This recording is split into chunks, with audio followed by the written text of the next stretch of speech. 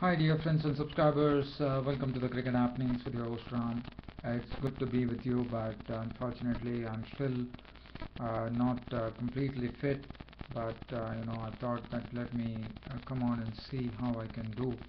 So you would see in this particular broadcast that the enthusiasm would be lacking, the excitement would be lacking, but just wanting to come to you cricket fans and subscribers and give this cricket show. I'm still under antibiotics and I feel a bit very sleepy. So I'm not really fit, but the cricket happening show is something which is very dear to me. So I come here just for you dear friends and subscribers, just to give you a sort of just do a cricket show. But I would say that at least in 3-4 days you are not going to find me in full vigor. It will take some time, probably another 3-4 days or so, and then I might be into my full vigor and enthusiasm, unfortunately. But well, just talking about the game here, the first thing that we look is the South African tour of Australia has begun, in the sense the test series kicked off yesterday at the Gabba in Brisbane, the first test between Australia and South Africa. South Africa were the ones who won the toss and elected to bat. Now, on a cloudy, overcast with cloudy conditions, overcast skies, whether that was the right decision by the South African skipper Graham Smith, when I say, but well, if you look at the scorecard at the end of the day, I'm sure Graham Smith, the captain of South Africa, would have been happy that he won the toss and elected to bat, because the score read at the end of the day 255 for 2. That's what the South African score was. Now, as far as both the teams are concerned, both the teams had a player making their debut. For Australia, it was Rob Quinney, who got his baggy green cap from Alan Border, one of his heroes, and Rory Greenfield, the all-rounder for South Africa, made his debut. South Africa, well, the initial burst was good. Ben Hilfernos and Pattinson. James Pattinson was very impressive. He was pitching the ball up, and he was not giving anything in the scoring territory. Hilfernos was also good, but probably Hilfernos could have bowled much better than his figure suggested. Graham Smith and Andrew Peterson were the ones open. Graham Smith, I mean, the score went on to 29. They put on 29 for the first wicket before Graham Smith was the first victim, as he was given LBW ball Pattinson for 10. This was one which went for the DRS. Initially, Billy Bowden turned down the appeal from Pattinson, but Pattinson had other ideas.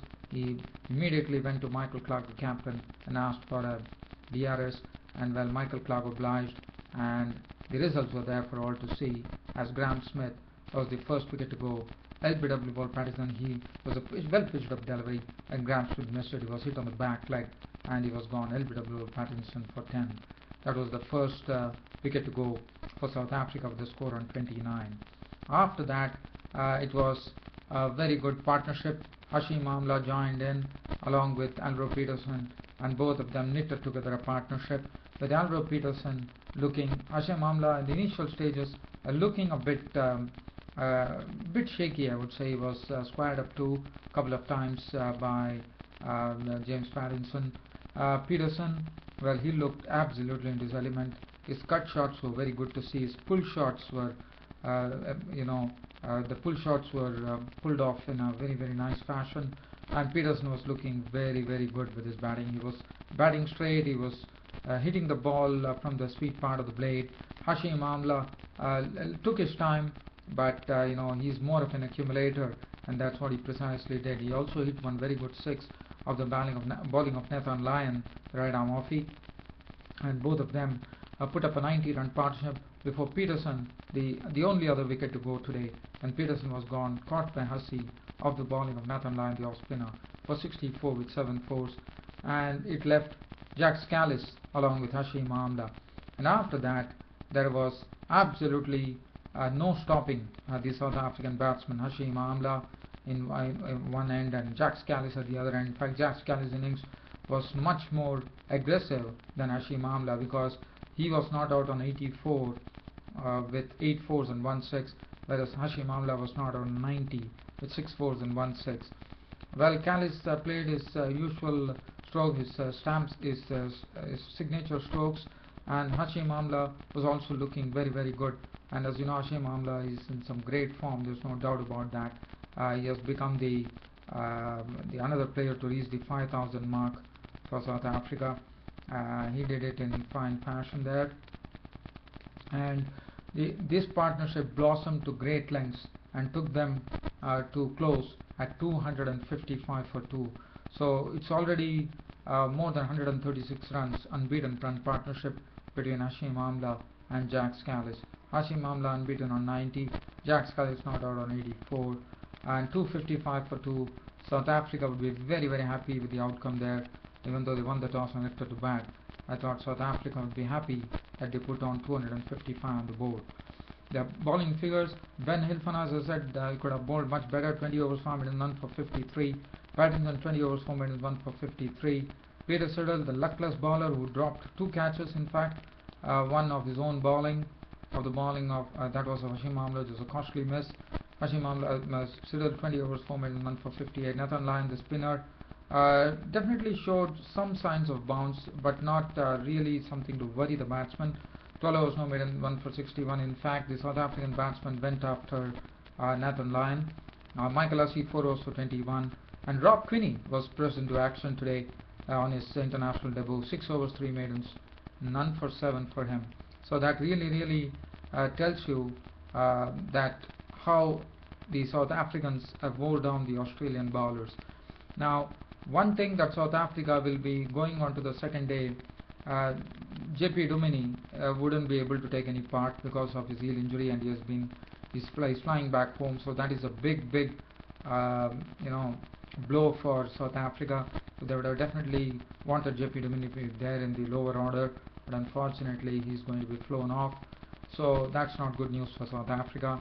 But well, one has to wait and watch what is the approach that these Australian bowlers take today, if at all the new ball would be due, and if they take the new ball, how they are going to really, how the South Africans are going to shape up. So that is going to be the key. So Australia have something up their sleeve, and that would be the second new ball. Well, so this is as far as this match is concerned. As I said, I'm not still completely okay. I'm still finding it a bit problem while talking. My jaws are a bit aching. So what I'm going to do is I'm just going to talk in a nutshell now. In fact, Jean-Paul Duminy is injured and is out of the Test series.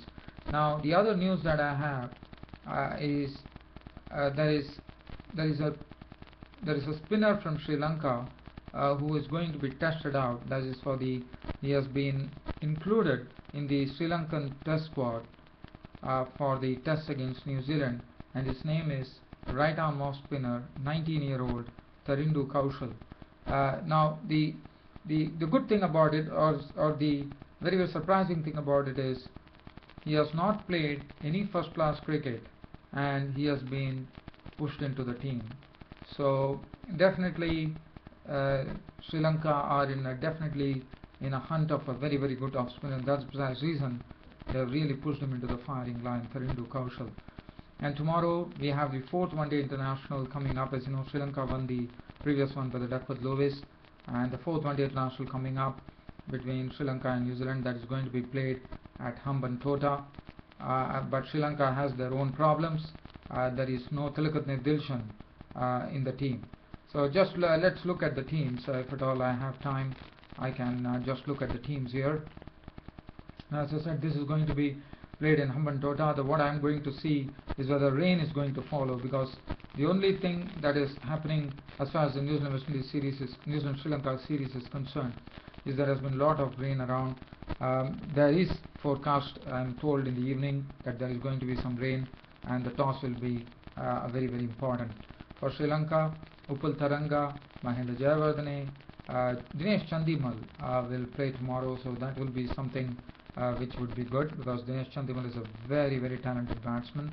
And then they have whether they are going to, well, the same team, I suppose will retain the same team. As far as New Zealand is concerned, well, for them I don't find any much changes coming up. probably they will also play with the same team.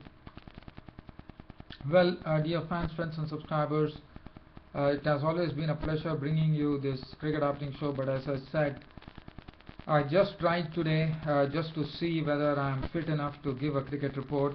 I can really feel it. I'm not really completely at home here because I do have some twitch when I am speaking. So, well, as I said, for me to be in full bloom, it is going to take some time because of this small surgery that I had.